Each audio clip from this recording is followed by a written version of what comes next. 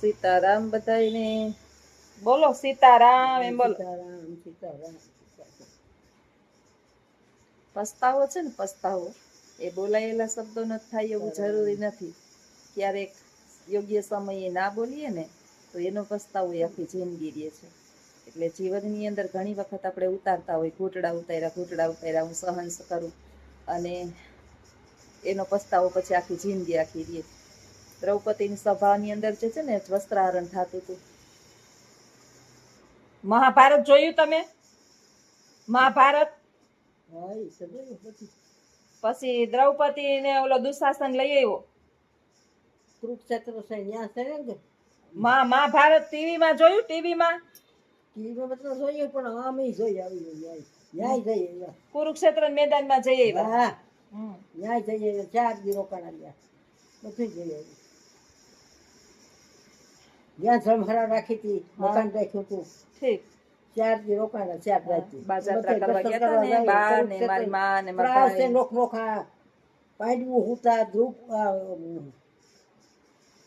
વિષ્ણુ પિતા હુતો હતી એમને બાણ માથે દ્રૌપદી છે બધાય છે બાપ હા કુરુક્ષેત્ર મેદાનમાં. હા મેદાનમાં નહીં ઓરડા છે ઓરડા છે હવે બનાવ્યા છે કાઠી ગંગાજી કાઢ્યા હતા. હા કરાઈ કાઠી અર્જુનને કાઢી બધું છે દેખાય બધું ત્યાં દેખાય. ત્યાં ત્રાવી છે બે હા મોટી ગંગાજી છે બે. હા કુરુક્ષેત્ર ની ના છે ને કુંડને એટલી ધૂળ લઈને માને હરમંડે વહી બાંધી હતી એ ધારવી હતી.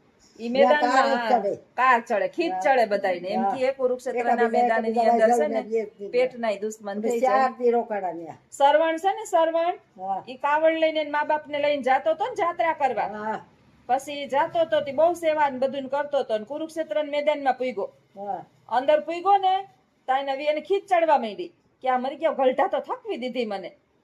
હા થાકી ગયો અને ઉપાડીને 2 ડગલા ન ચાલી શકતા લે આંખું નથી પણ પગતા છે ને એમ એને વિચાર આવ્યો તો એને કાવડ હેઠી મૂકી દીધી. તો એલા બિસાડા એકબીજાનો હાથ પકડીને જોત દેખતા તો નહોતા. તે માંડ ઓલો મોરમોર દોડ્યો જાય સરવણ અને આ વાહે બિસાડા કાવડ ઠાલી લઈને હલાવો ઈ કેમ કરી વયો ગયો તા કાવડ ઠાલી લઈને. પછી શ્રાવણ કે ઓલા એની મા બાપ એની માં કે ઉપાધિ કરો માં આપણા દીકરાનો ફેર નથી જમીનનો પ્રભાવ છે. કુરુક્ષેત્રના મેદાનમાં મહાભારતનું યુદ્ધ થયું હતું ને આ યુદ્ધ છે ને ભાઈ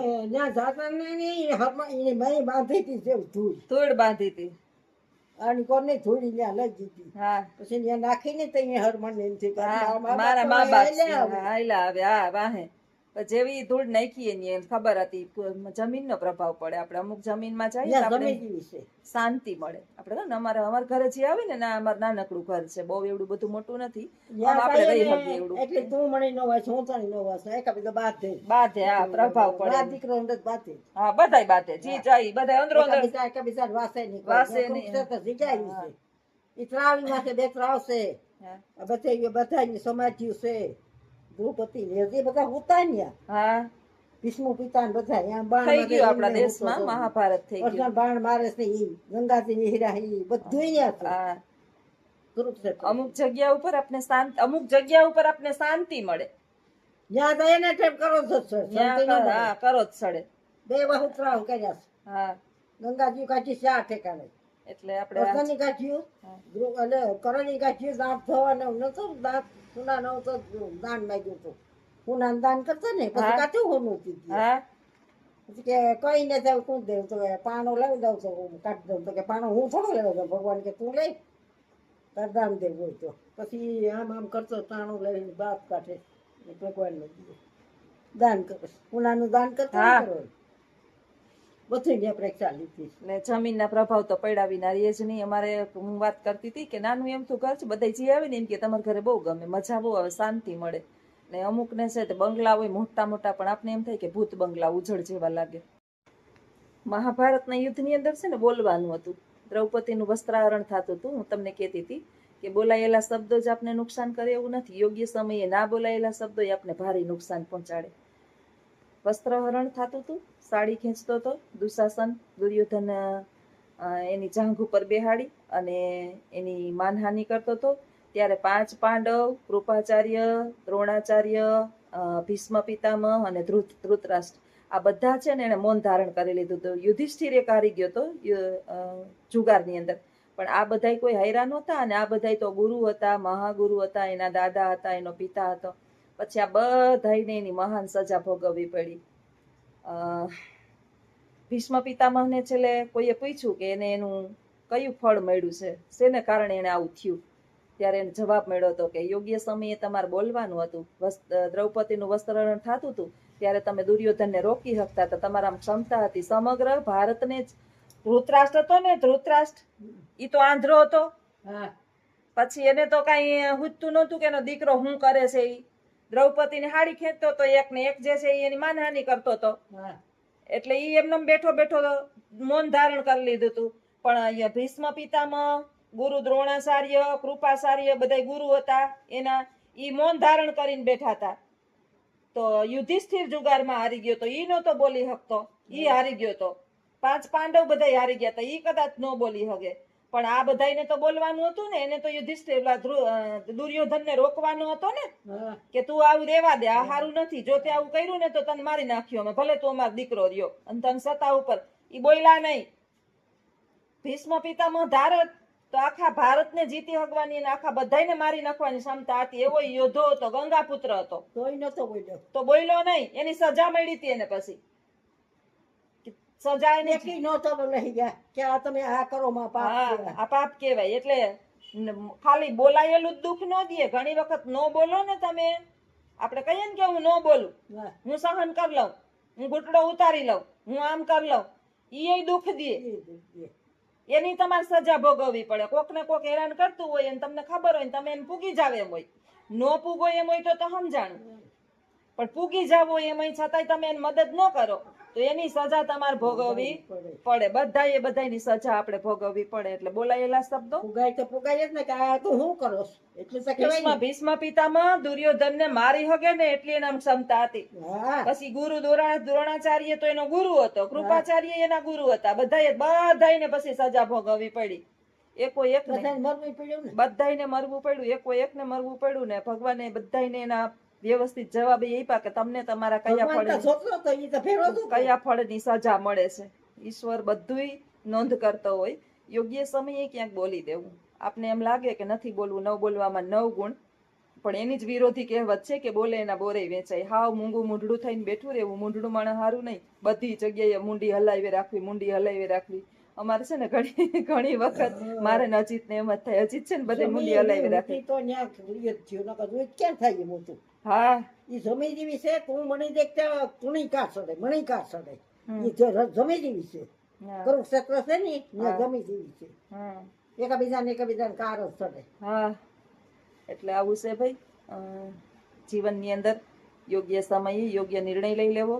ક્યારેક ક્યારેક વળતો જવાબ પણ આપી દેવો. અને કોઈનું હિત થતું હોય તો બોલી પણ દેવું. મૂંગું રહેવામાં, મૌન ધારણ કરી લેવામાં દરેક વખતે મહાનતા હોતી નથી. અને જો ભીષ્મ પિતામહ કે ગુરુ દ્રોણાચાર્ય ત્યારે મૌન ધારણ ન કર્યું હોત ને તો મહાભારત થાત નહીં. દ્રૌપદીનું વસ્ત્રાહરણ થયું ત્યારે દ્રૌપદીનું વસ્ત્રાહરણ થયું પછી ભીમે પ્રતિજ્ઞા લીધી ને. ભીમે પ્રતિજ્ઞા લીધી કે આ જેની મારી પત્ની એટલે 5 પાંડુની પત્ની હતી દ્રૌપદી, એને માનહાનિ કરી અને એની જાંઘ ઉપર બેહાડી તો એની જાંઘને હું ફાડી નહીં નાખું ને ત્યાં સુધી હું શાંતિથી નહીં લઉં. ભીમે જે છે એ દુર્યોધનને માર્યો હતો. છેલ્લે ગદાધારી હતા, બે મલ યુદ્ધ થતું, ગદા યુદ્ધ થતા, બધાના અલગ અલગ યુદ્ધ થતા. એ સમયની અંદર શસ્ત્રો પ્રમાણે યોદ્ધાઓ લડતા. અત્યારની જેમ બોમ્બ વિસ્ફોટ ન થતા. યુદ્ધ તો ક્યારેય થયા હતા. કર્ણ અને અર્જુન જ લડતા, કારણ કે એ બે ધનુર્ધારી હતા. તલવારબાજી વાળા તલવારબાજી સાથે લડતા ને ગદાધારી જે છે ગદા વાળા ગદા સાથે લડતા. એમાં દુર્યોધન અને ભીમ ગદાધારી હતા. 18 દિવસ સુધી આવેલું તું યુદ્ધ. 18 દિવસ સુધી મહાભારતનું યુદ્ધ આવેલું. એમાં દુર્યોધન મરતો નહોતો. દુર્યોધન શું કામ નહોતો મરતો? તો કે એનું આખું શરીર છે ને લોઢાનું બની ગયું હતું. લોઢાનું આખું શરીર બની ગયું. જેવો ઓલો મારે હાઈન થાય તો ભીમ થાકી જતો પણ ઓલો મરતો નહોતો. પછી ભગવાને એને કીધું ને કે અહીંયા માર ઈશારો કર, મર એની જાંઘ જે છે ને જો જાંઘ અહીંયા એને માએ જયારે દ્રષ્ટિ ખોલી ને ત્યારે કીધું તો તું નગીન મારા પાસે આવ્યો તો તું સોલે લોઢાનું કરી દઉં લોઢાનું કર. પછી આ કેરનું પાન બાંધીને આવ્યો તો એટલે કીધું કે નગો પોતાથી ગુનો નહીં લે હા ભગવાનને ખબર હતી. હા ભગવાન તો પછી હોશિયાર. કેરનું પાન બાંધ્યું તું પછી ભીમને કીધું કે આય માર આય હા માર્યો થઈ બેરો થઈ મેં કીધું દુનિયા કેમ મરે હા લોઢાનું મરી ગયું પગ ઉપર મારે એમ પગની સાથળ હોય ને એની ઉપર હા મારે. એ તો ખાલી હા એ લોઢાનું થાય બાકી બધું આખું શરીર લોઢાનું હતું. એટલે આવું મહાભારતનું યુદ્ધ હતું. તો યુદ્ધ તો કોઈ દિવસ કોઈને શાંતિ, યુદ્ધમાં જીતેલાય કોઈ દિવસ વિજયી બનતા નથી અને હારેલાય વિજયી બનતા નથી. યુદ્ધનું હંમેશા નિવારણ જ કરવું જોઈએ. યુદ્ધ થવું જ ન જોઈએ કોઈ દિવસ. અને એ પછી ઘરનું યુદ્ધ હોય, કૌટુંબિક યુદ્ધ હોય, પારકું યુદ્ધ હોય, સામાજિક યુદ્ધ હોય, શેરીનું યુદ્ધ હોય કે કોઈ પણ યુદ્ધ હોય, એ હંમેશા બે પક્ષને નુકસાન પહોંચાડે. તો આજે મહાભારતની વાત કરી અને તમને પણ મહાભારતની વાત ગમી છે તો ચોક્કસ વિડીયોની અંદર કમેન્ટ કરજો. અને આજે કંઈક નવીન કીધું. આમ તો બધા જાણતા જ હોય મહાભારત વિશે, પણ ઘણી વખત ઘણા પ્રસંગો જે છે આપણાથી અજાણતા રહી ગયા હોય છે. દરેકને એ બધાની સજા ભગવાને પછી આપી હતી. ભગવાન ખુદે અમુક ભૂલો કરી હતી, એની સજા ભગવાને ખુદે ભોગવેલી છે. ભગવાને એ સજામાંથી મુક્ત નથી થતા તો આપણે ક્યાંથી થઈએ? તો આવજો બધાય. સીતારામ.